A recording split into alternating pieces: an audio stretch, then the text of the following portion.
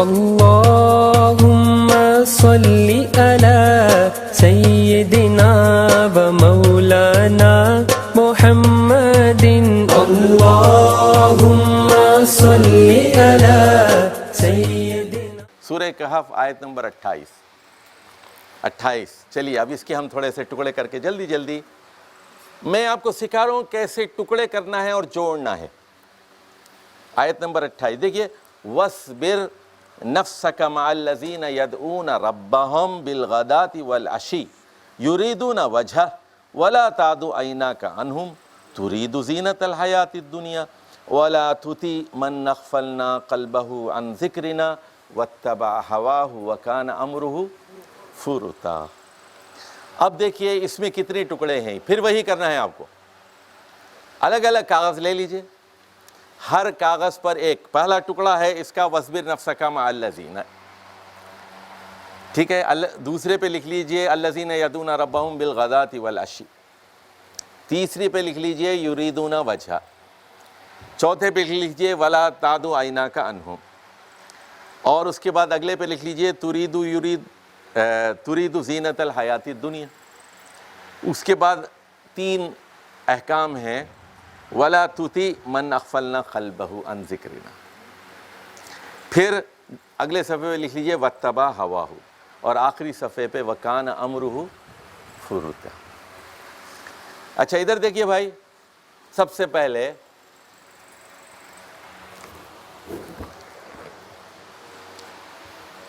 پہلے صبر کا کیا مطلب ہے؟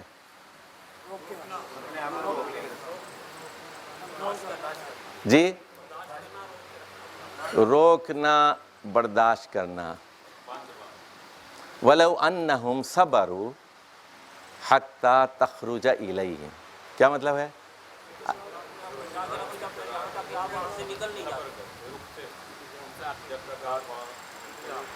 یہاں صبر کا مطلب ہے انتظار. تو عربی زبان میں سن لیجئے صبر کے 15 سے زائد مطلب ہے. تو تھامنا، روکنا. اچھا ایک صبر کا مطلب ہے دوام، کنسسٹنسی، سمجھے؟ اور باندھنا، روکنا بھی ایک مطلب ہے، جزا فضا نہ کرنا. اچھا اب سن لیجئے، چلیے میں ایک چھوٹی سی بات ضمنی طور پر بتا دیتا ہوں آپ کو. سورہ فرقان کا آخری رکوع تو یاد ہوگا آپ لوگوں کو، عباد الرحمن کے بارے میں یاد ہے نا آپ کو؟ اچھا ادھر دیکھیے، تو وہاں کہا گیا اولئک الذین صبروا. جی تو یہاں صبروا کا کیا مطلب ہے؟ بما صبروا. یہاں صبر کا کیا مطلب ہے؟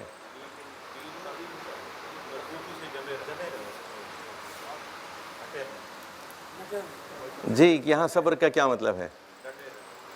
نہیں، وہاں دیکھیے جو احکام دیے گئے ہیں پہلے کہ رحمان کے بندے وہ ہوتے ہیں جو رات عبادت میں گزارتے ہیں، جاہلوں سے الجھتے نہیں، دوزخ سے بچنے کی دعائیں کرتے ہیں، جن کے معاشی رویے ایسے ہیں، اعتدال سے کام لیتے ہیں، فضول خرچی بھی نہیں کرتے، کنجوس بھی نہیں ہوتے، شرک نہیں کرتے، زنا سے بچتے ہیں، لغو سے پرہیز کرتے ہیں، اللہ کی آیات سے ان کی تذکیر کی جاتی ہے تو ان کا اندھے نہیں بنتے، بہرے نہیں بنتے، جو اپنی اولاد کے بارے میں فکر مند ہوتے ہیں، جو اپنی بیویوں اور شوہروں کے بارے میں فکر مند ہوتے ہیں، ان کے لیے دعائیں کرتے ہیں.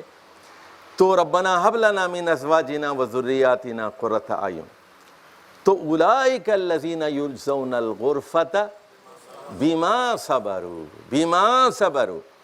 تو یہاں صبر کا مطلب ہے، دیکھیے وہی ہے، لکھ لیجئے یہاں آپ کاپی پہ لکھیے. سورہ فرقان کے آخر میں بما صبروا کا مطلب ہے ان تمام چیزوں پر مرتے دم تک قائم اور دائم رہتے ہیں.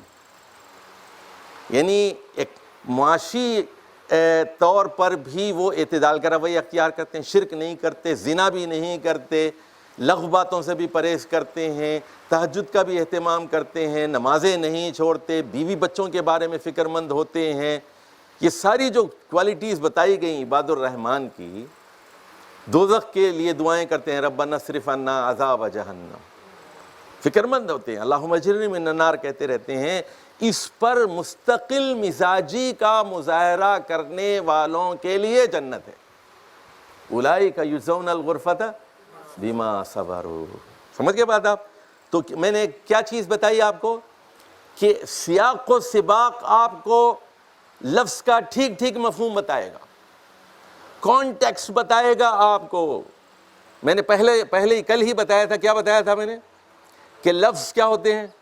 گونگے ہوتے ہیں، ڈکشنری میں تتلاتے ہیں، اکلاتے ہیں، سلسلے کلام میں وہ پوری آب و تاب کے ساتھ جل وگر ہوتے ہیں، پوری آب و تاب کے ساتھ، پوری کھل کر اس کا مفہوم سامنے آ جاتا ہے، ٹھیک ہے نا؟ اچھا ادھر دیکھیے، اردو میں سمجھاؤں آپ کو، فیض کا شعر ہے، اٹھ کر تو آ گئے ہیں تیری بزم سے مگر، ادھر رکھ دیجیے، یہاں رکھ دیجیے، اٹھ کر تو آ گئے ہیں تیری بزم سے مگر، کچھ دل ہی جانتا ہے کہ کس دل سے آئے ہیں۔ اچھا دل یہاں 2 مرتبہ استعمال ہوا ہے نا، کچھ دل ہی جانتا ہے کہ کس دل سے آئے ہیں، تو یہاں دل 2 مرتبہ الگ الگ معنی ہے۔ یہاں کس دل سے آئے ہیں سے کیا مطلب ہے جی؟ کچھ ہاں، کس صدمے سے آئے ہیں، کتنی چوٹ کھا کے آئے ہیں، اٹھنا نہیں چاہتے تھے، لیکن ایسی چیزیں دیکھی گئیں محفل میں کہ تیری محفل سے اٹھنا پڑا۔ کیوں؟ ہماری طرف وہ مائل نہیں تھا، کسی اور کی طرف تھا، خرافات تھی وہاں۔ اٹھ کر تو دل نہیں چاہتا تھا، اٹھ کر تو آ گئے ہیں تیری بزم سے مگر، کچھ دل ہی جانتا ہے کہ کس دل سے آئے ہیں۔ تو یہاں دل کا مطلب آپ ڈکشنری میں دیکھیں گے، دل کا مطلب نہیں ملے گا آپ کو، دنیا کی کوئی ڈکشنری یہ مطلب نہیں بتائے گی۔ یہاں دل کا کیا مطلب ہے؟ چوٹ، صدمہ، تکلیف، اذیت، کس چوٹ سے ہیں۔ تو یہ بلند کلام میں، اور چاہے اللہ کا کلام تو اللہ کا کلام ہے، اس میں سیاق و سباق، کانٹیکسٹ، سلسلہ کلام، ربط کلام پر آپ کی نگاہ بہت ضروری ہے۔ چلیے جی، بڑی تیزی سے آئیے، پھر میں ایک آیت آپ کو جو بڑی مشہور ہے وہ آپ کو بتانا چاہتا ہوں۔ تو یہاں کہا گیا وَاصْبِرْ نَفْسَكَ مَعَ الَّذِينَ يَدْعُونَ رَبَّهُمْ۔ اچھا ادھر دیکھیے، یہ سورہ کہف 5 نبوی میں نازل ہوئی ہے، مکی صورت ہے، ہجرت حبشہ سے پہلے۔ تو اس وقت کوئی 80 مرد تھے، 20 عورتیں تھیں، 100 کے قریب لوگوں نے ہجرت کی تھی، ٹھیک ہے نا؟ ہجرت حبشہ جو ہوئی تھی 100 لوگوں نے کی، 5 نبوی کی بات ہے یہ، رجب 5 نبوی کی۔ سورہ کہف اس سے پہلے نازل ہوئی ہے، سورہ کہف بھی اور سورہ طٰہٰ بھی اور سورہ مریم بھی وغیرہ، یہ سارا۔ تو پہلے تو صحابہ کرام کی تعریف کی جا رہی ہے، دیکھیے آپ لکھ لیجئے مضمون یہ کہ اے محمد صلی اللہ علیہ وسلم آپ صحابہ کے ساتھ جڑے رہیے۔ یہاں صبر کا مطلب ہے، سنیے، لکھ لیجئے، لکھیے، صبر کا مطلب ہے جڑے رہیے، صحابہ کو تھامے رہیے، صحابہ کو نہیں چھوڑنا، آپ جماعت سے الگ نہیں ہونا، نکالنا نہیں ان کو الگ نہیں کرنا۔ یہ وَاصْبِرْ مَعَ الَّذِينَ، ان کے ساتھ جڑے رہیے، ان کے ساتھ۔ اور ان کی یہ بات یریدون وجہ، دیکھیے وہ صرف اللہ کی خوشنودی چاہتے ہیں، نیشنلزم کے لیے نہیں لڑ رہے ہیں، وہ مکے کے لیے نہیں لڑ رہے ہیں، عرب قومیت کے لیے نہیں لڑ رہے ہیں، یہ عظیم لوگ ہیں، عظیم لوگ ہیں، اللہ کی خوشنودی کے علاوہ کچھ نہیں چاہتے۔ آپ جس کو کہتے ہیں نا رضا الہی کا حصول، رضا الہی کا حصول، بہت چلاتے ہیں نا، وہ یہی ہے، یریدون وجہ، یریدون وجہ۔ اور اب یہ صفت آپ میں ہے یا نہیں، ذرا غور کیجئے، یدعون ربہم بالغداۃ والعشی، کہ صبح و شام اللہ کے آگے ہاتھ پھیلاتے ہیں، دعائیں کرتے ہیں۔ ایسے لوگوں کو اے محمد صلی اللہ علیہ وسلم آپ کیسے چھوڑ سکتے ہیں؟ ان کے ساتھ جڑے رہیے۔ یعنی گئے دن کے تنہا تھمے انجمن میں، یہاں اب میرے راستہ اور بھی ہیں، وَاصْبِرْ مَعَ الَّذِينَ، ان کے ساتھ جڑے رہیے۔ ان کی صفات کیا ہیں کہ یہ اللہ کو پکارتے ہیں۔ اللہ، دیکھیے اللہ سے ان کا تعلق مضبوط ہے۔ وَاعْتَصِمُوا بِاللَّهِ ہم نے پڑھا تھا نا، وہ وَاعْتَصِمُوا بِاللَّهِ کی تفسیر کیا ہو گئی؟ يَدْعُونَ رَبَّهُمْ بِالْغَدَاةِ وَالْعَشِيِّ، لکھ لیجئے۔ وَاعْتَصِمُوا بِاللَّهِ، آپ نے کہا اللہ سے تعلق مضبوط ہو، اس کی علامت کیا ہے، اس کی نشانی کیا ہے؟ اللہ سے مضبوط تعلق کی دلیل کیا ہے؟ اللہ کے آگے ہاتھ پھیلانا صبح شام، یہی تو دلیل ہے۔ یدعون ربہم بالغداۃ والعشی، اور کوئی اور اخلاص سے نیت، یریدون وجہ، اور ولا تعد عیناک عنہم۔ اب یہاں رسول اللہ صلی اللہ علیہ وسلم کو دوسرا حکم دیا جا رہا ہے۔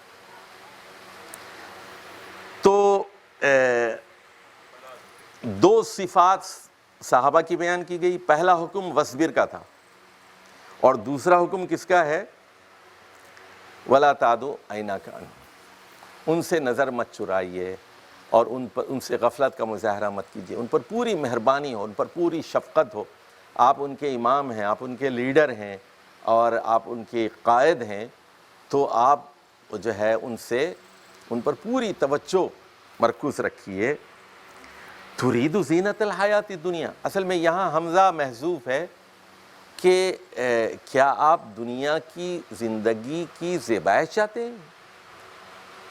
یعنی کیا آپ دنیا کے طلبگار ہیں؟ نہیں، یہ قافلہ وہ نہیں ہے جو مال کا پرستار ہو، دولت کا پرستار ہو۔ آپ کو کسی اور کام کے لیے پیدا کیا گیا۔ یاد رکھیے مال بہت اچھی چیز ہے۔ نعم، حدیث میں آتا ہے نعم المال لرجل صالح، مال کتنی اچھی چیز ہے اگر آدمی نیک ہو۔ مال بہت اچھی چیز ہے۔ مال ہو تو آپ کتابیں چھاپ سکتے ہیں، مال ہو تو آپ تبلیغ کر سکتے ہیں، مال ہو تو آپ سفر کر سکتے ہیں، مال ہو تو آپ دین کو پھیلا سکتے ہیں۔ مال بہت اہم چیز ہے۔ مال مومن کے لیے مال بہت ضروری چیز ہے، اور قوی مومن جو ہے ضعیف مومن سے بہتر ہوتا ہے۔ امیر مومن ہوگا تو وہ زکوٰۃ بھی دے گا اور حج بھی کرے گا، غریب حج بھی نہیں کر سکتا، زکوٰۃ بھی نہیں دے سکتا، تو پھر وہ دوسرے کام کرے، اللہ اللہ کرے، اور ہاتھ پاؤں سے کام لے، دماغ سے کام لے، قلم سے کام لے، زبان سے کام لے، وہ اور طریقے سے کرے کام، غریب اگر ہو تو دنیا کی زندگی کی زینت آرائش اور چمک دمک، میک اپ، کپڑے، عالیشان عمارتیں، گاڑیاں، پجیرو ہونی چاہیے، فلاں ہونی چاہیے، یہ گاڑی خرید لو، وہ گاڑی خرید لو، ایسا مکان چاہیے، ویسے مال چاہیے، یہ ٹائلز چاہیے، وہ چاہیے، سمجھے، یہ کپڑے چاہیے، وہ کپڑے چاہیے، استری کے چاہیے، کلف والے کپڑے چاہیے، یہ سب زینت ہے۔ وہ بھی ایک حد تک ٹھیک ہے، لیکن آدمی کا وہ نصب العین نہیں ہو سکتا، وہ مقصد حیات نہیں ہو سکتا۔ اب اس کے بعد دوسرا منفی حکم دیا جا رہا ہے۔ ایک تو کہا گیا کہ صحابہ کے ساتھ جڑے رہیے، دوسرا حکم یہ دیا جا رہا ہے ابو جہل کی، ابو لہب کی، امیہ بن خلف کی، ولید بن مغیرہ کی، اور جو نضر بن حارث اور دیگر جو کفار کے بڑے بڑے سرغنہ لیڈر ہیں، ان کی پیروی نہیں کرنا، اور ان کی 3 صفات بیان کی گئی ہیں۔ وہ لیڈر، سنیے یہاں لکھ لیجئے آپ کاپی میں، ان لیڈروں کی پیروی مت کیجئے۔ ولا توتی، سنیے جہاں بھی قرآن میں ولا توتی کا حکم آ گیا ہے نا، تو ترجمہ کیجئے اس لیڈر کی پیروی مت کیجئے، کیونکہ پیروی کس کی جاتی ہے؟ پیروی کس کی جاتی ہے؟ لیڈر کی۔ ولا توتی، تو چاہے وہ سیاسی لیڈر ہو، معاشی لیڈر ہو، یا مذہبی لیڈر ہو، کوئی لیڈر ہو، من اغفلنا قلبہ عن ذکرنا، جس کا دل ہماری یاد سے بیگانہ ہے، جس کے دل میں اللہ کی یاد نہیں ہے، ایسے لیڈر کی پیروی مت کیجیے۔ یہ بہت بڑی بات ہے۔ اب آپ لوگوں کی سیاسی بصیرت کیا ہے؟ اس پورے اب ہماری قوم کو اللہ کیوں سزا دے رہا ہے؟ 70 سال ہو گئے اور پھرتے ہیں میر خار، کوئی پوچھتا نہیں۔ جاپان کہاں سے کہاں پہنچ گیا، دوسری قومیں کہاں سے کہاں پہنچ گئیں، ہم سے بعد آزاد ہونے والی قومیں، اور ہم وہی ہیں پھٹی چر۔ دن بدن ہمارا روپیہ گھٹتا جا رہا ہے، ہماری کوئی حیثیت نہیں ہے، ہر آدمی ہمیں آنکھ دکھاتا ہے، مشرق سے ہمارے اوپر دباؤ ہے، مغرب سے ہمارے اوپر دباؤ ہے، ہمارے اوپر حملے کرائے جاتے ہیں، ہمیں توڑنے کی سازشیں ہوتی ہیں. کیا نہیں ہوتا ہمارا؟ وجہ کیا ہے؟ ہم ان لوگوں کی پیروی کرتے رہے ہیں جن کے دل میں اللہ کی یاد نہیں تھی. یہ بہت بڑا کرائٹیرین ہے، یہ بہت بڑا پیمانہ ہے. اس لیڈر کی پیروی مت کیجئے. اب یہاں رسول اللہ صلی اللہ علیہ وسلم کو حکم دیا جا رہا ہے کہ آپ کو ابو لہب اور ابو جہل اور ایسے تمام کافر لیڈروں کے آگے دبنے کی کوئی ضرورت نہیں ہے، جھکنے کی کوئی ضرورت نہیں ہے. وَلَا تُطِعْ مَنْ أَغْفَلْنَا قَلْبَهُ عَنْ ذِكْرِنَا. تو لیڈر وہ ہے جس کا دل اللہ کی یاد سے آباد ہے، جس کا دل اللہ کی یاد سے معمور نہیں ہے، وہ اسلامی لیڈر نہیں ہو سکتا. اسلامی لیڈر کون ہے؟ جو اللہ کو کثرت سے یاد کرتا ہے. ذکر اللہ کثیرا، ذکر اللہ کثیرا. دوسری بات جو کہی گئی وَاتَّبَعَ هَوَاهُ، اس لیڈر کی پیروی بھی مت کیجئے جو ہوائے نفس کا پیروکار. لڑکیاں اٹھا لیتا ہے، زمینوں پہ قبضہ کر لیتا ہے، سمجھے، لوگوں کو جیلوں میں ڈال دیتا ہے بغیر کسی وجہ کے. سیاستدانوں کو تنگ کیا جاتا ہے، پارٹیوں کو تنگ کیا جاتا ہے، جھوٹے مقدمات قائم کر دیے جاتے ہیں. یہ سارا یہی ہوتا ہے، گیم یہی ہوتا ہے سارا. ہماری بات سنو ورنہ تم مشکل میں ہو، ہماری غلامی کرو. ہماری اب یہ جو کھیل ہمارے یہاں چل رہا ہے آج کل، یہ سب سارا کھیل کیا ہے؟ یہ تمہاری کوئی حیثیت نہیں ہے. قوت ہمارے پاس ہے، بندوق سب سے بڑی چیز ہے، وردی بہت بڑی چیز ہے. تمہاری کیا حیثیت ہے؟ تمہاری سویلینز کی کوئی حیثیت نہیں ہے، تمہارے پاس بندوق نہیں ہے. سپاہی جو ہے وہ گھر کی لڑکیوں پر نگاہ رکھتا ہے. گھر ہمارا ہے، گھر ہمارا ہے، ہم سپاہی ہیں، ہم وردی میں، ہم بوٹوں میں ہیں. تو یہ ہوائے نفس کے پجاری ہے.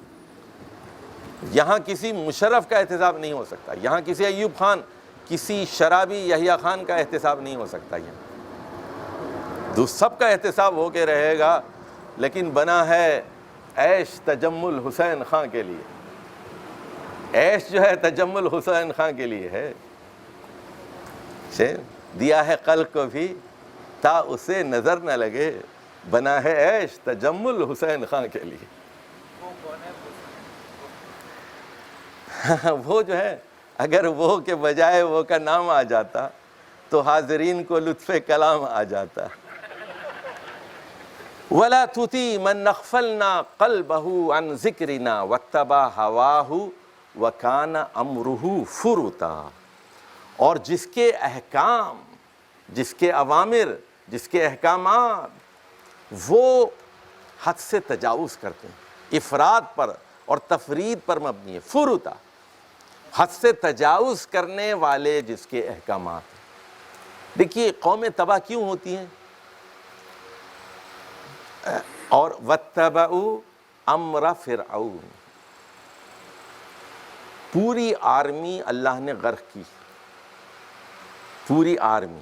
ہوا وَجُنُودَهُ، وہ بھی غرق کیا گیا، اس کی پوری آرمی غرق کی گئی. جنود کا لفظ قرآن میں کئی جگہ آیا ہے، جنود کا خاص طور پر پڑھی، پوری آرمی.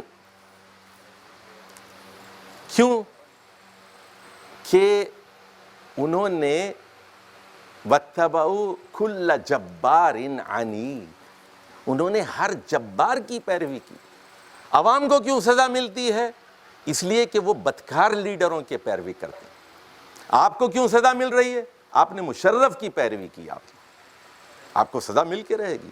وَاتَّبَعُوا أَمْرَ كُلِّ جَبَّارٍ عَنِيدٍ وَاتَّبَعُوا فِرْعَوْنَ. آپ کو سزا ملنی چاہیے، آپ اس کے مستحق ہیں. آپ اس کی عوام کو ملنی چاہیے سزا. اللہ کا قانون یہی ہے، اللہ کا قانون نہیں بدلتا. کوئی آپ میں آواز اٹھانے والا نہیں، کوئی دم خم نہیں ہے آپ کے یہاں، آپ کی کوئی حیثیت نہیں ہے، آپ میں کوئی جان نہیں ہے، آپ زندہ ہی نہیں ہیں. آپ تو ہر ایک کو سلام کرنے والے ہیں نا. یہاں بات بتائی جا رہی ہے کہ وَكَانَ أَمْرُهُ وَلَا تُطِعْ، ایسے لیڈروں کی ہرگز پیروی مت کرو. دیکھیے، اور وَاتَّبِعْ، دوسری جگہ سورہ لقمان میں وَاتَّبِعْ سَبِيلَ مَنْ أَنَابَ إِلَيْهِ، لکھ لو یہاں پر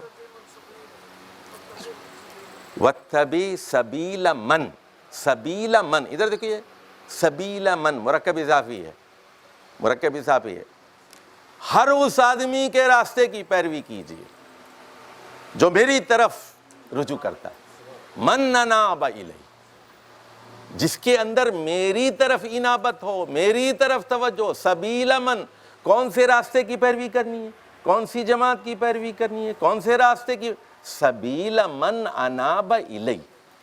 حضرت لقمان نے اپنے بیٹے کو نصیحت کی، وَاتَّبِعْ، بیٹا اس آدمی کے راستے کی پیروی کرو، وَاتَّبِعْ سَبِيلَ مَنْ أَنَابَ إِلَيْهِ۔ اچھا ادھر دیکھیے بھائی، یہ مشہور آیت ہے، آپ لوگ اکثر جانتے ہیں، زبانی یاد بھی ہے آپ کو۔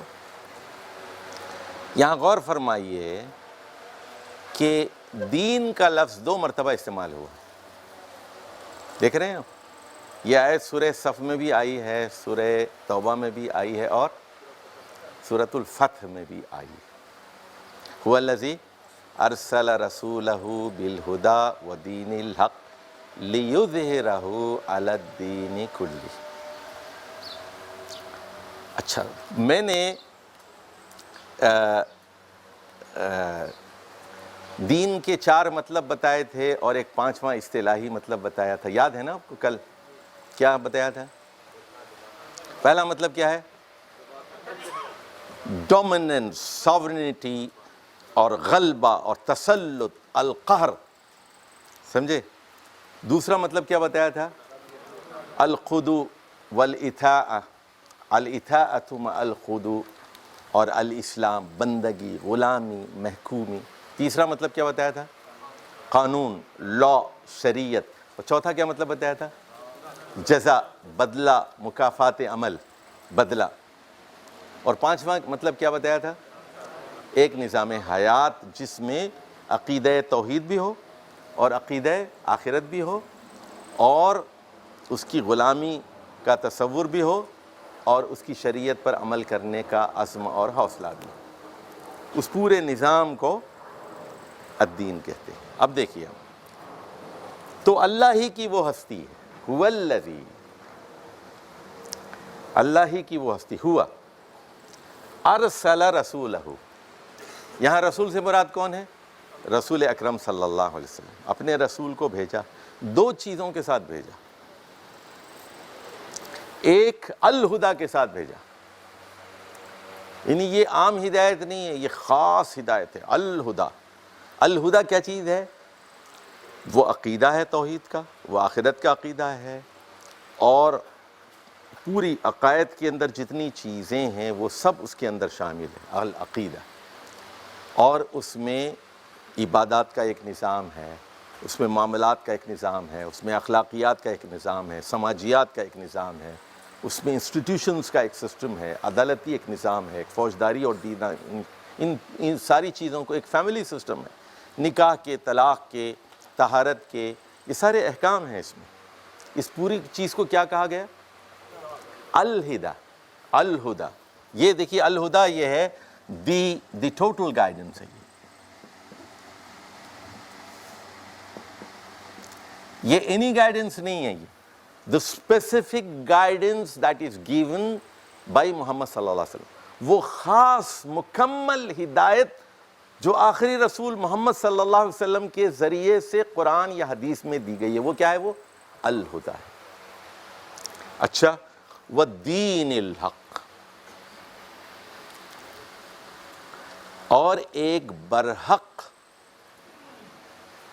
دین کے ساتھ۔ سنیے، یہاں دین کا مطلب ہے، سنیے، ایک لکھ لیجئے، یہ ایک برحق، غلبہ پسند نظام کے ساتھ۔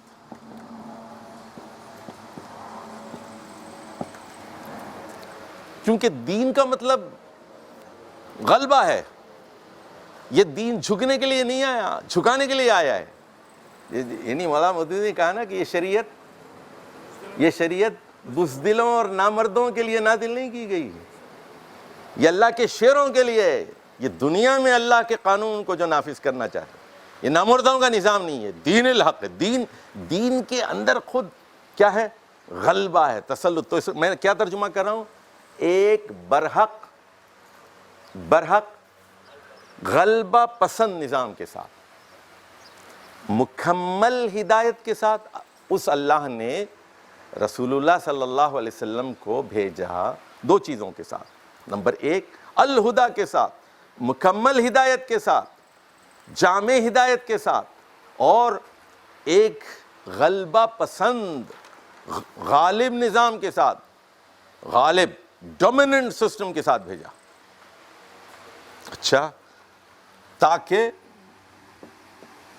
وہ چھا جائے. اظہار لیظہرہ،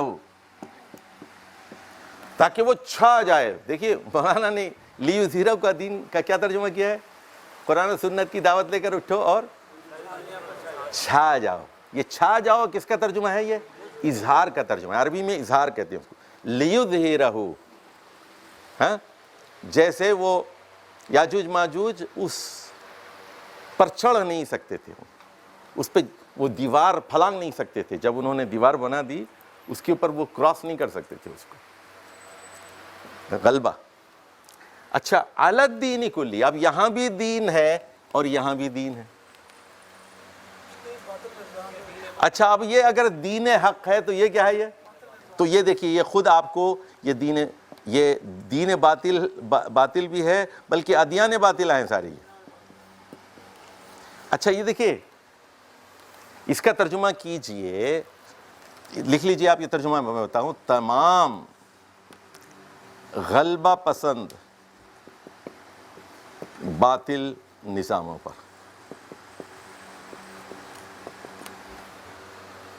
یہ بھی دین ہے، سنیے جی، یہ بھی دین ہے، یہ بھی دین ہے. یہ دین اس لیے آیا ہے کہ سارے دینوں پر غالب آ جائے. دین دو، یہ بھی دین ہے وہ بھی دین ہے، لیکن یہ دین حق ہے. یہ دین حق نہیں ہے، یہ چھا جانے کے لیے آیا ہے. یہ دبنے کے لیے نہیں آیا، دبانے کے لیے آیا ہے. یہ قوت اور شوکت کا طالب ہے. یہ علامہ اقبال نے غلام احمد قادیانی کے بارے میں لکھا ہے. غلام احمد قادیانی نے پہلا حکم کیا دیا بتائیے؟ اس نے پہلا حکم کیا دیا؟ جب نبوت کا اعلان کیا اس نے، اپنی باطل نبوت کا، پہلا کیا کیا؟ جہاد کا ختم کیا. علامہ اقبال کہتے ہیں وہ نبوت ہے مسلمان کے لیے برگ حشیش، جس نبوت میں نہیں قوت و شوکت کا پیام. وہ نبوت ہے مسلمان کے لیے برگ حشیش، جس نبوت میں نہیں قوت و شوکت کا پیام. تو یہ انگریزوں کا چمچہ تھا وہ. تو انگریزوں کے اشارے پہ اس نے کہا یہ مزاحمت بہت کر رہے ہیں، ہمیں بہت ہارڈ ٹائم دے رہے ہیں ہندوستان کے اندر مسلمان. تو ایک نبی کی ضرورت ہے. ایک نبی پیدا کیا انہوں نے، ان کا پروردہ تھا وہ. کھلا پلا کے اور لڑکیاں دے کے اور کیا کیا نہیں کیا انہوں نے. اس کو پالا پوسا بڑا کیا، یہاں تک کہ اس نے مجدد کا ہونے کا اعلان کیا، پھر نبی ہونے کا اعلان کیا. تو علامہ اقبال کہتے ہیں یہ حشیش ہے، گانجا ہے، چرس ہے، برگ حشیش ہے. یہ ایسی نبوت، یہ کمزور نبوت، یہ بیکار، یہ وہ نبوت ہے مسلمان کے لیے برگ حشیش، افیون ہے یہ، جس نبوت میں نہیں قوت و شوکت کا پیام. تو یہاں ایک اور بات نوٹ کر لیجئے، یہ جو الدین ہے، الدین لکھ لیجئے کاپی میں. ایک عربی کا ایک نقطہ چھوٹا سا بتا دوں. الدین میں یہ جو الف لام ہے، یہ الف لام الدین ہے نا، یہ الف لام برائے جنس ہے. تو اس لیے میں نے یہاں کیا ترجمہ کیا ہے؟ تمام کیا ہے. اس میں تمام ترجمہ کیا ہے نا. الف لام یہاں پر جنس کے لیے، یعنی ہر وہ سسٹم، وہ جو غلبہ چاہتا ہے، چاہے وہ ڈیموکریسی ہو، چاہے وہ سیکولرزم ہو، چاہے وہ کمیونزم ہو، چاہے وہ کیپٹلزم ہو، چاہے وہ عیسائیت ہو، چاہے وہ یہودیت ہو، چاہے وہ ہومو سیکچولیٹی ہو، ہر وہ سسٹم جو اپنا غلبہ چاہتا ہے، تسلط چاہتا ہے، جو ہے باطل. تو الف لام یہاں اس کیٹیگری میں جتنی چیزیں آتی ہیں اس میں. تو مولانا نے آپ تفہیم میں جا کے دیکھ لیجئے، اس آیت کے ایک سے زائد ترجمے کیے، اب مجھے یاد تو نہیں ہے، لیکن آپ خود جا کے دیکھ لیجئے کہ سورہ صف میں کیا ترجمہ کیا ہے، توبہ میں کیا کیا ہے، اور فتح میں کیا ترجمہ کیا ہے، اس کو آپ دیکھ لیجئے گا۔ تو یہاں الف لام کی اس بات پر آپ کی توجہ رہے۔ تو یہاں میں اپنی گفتگو ختم کرتا ہوں، اذان ہو چکی ہے، آپ کو نماز کی تیاری کرنی ہے۔ تو اقول قولی ھذا واستغفر اللہ لی ولکم ولسائر المسلمین واستغفروہ انہ ھو الغفور الرحیم۔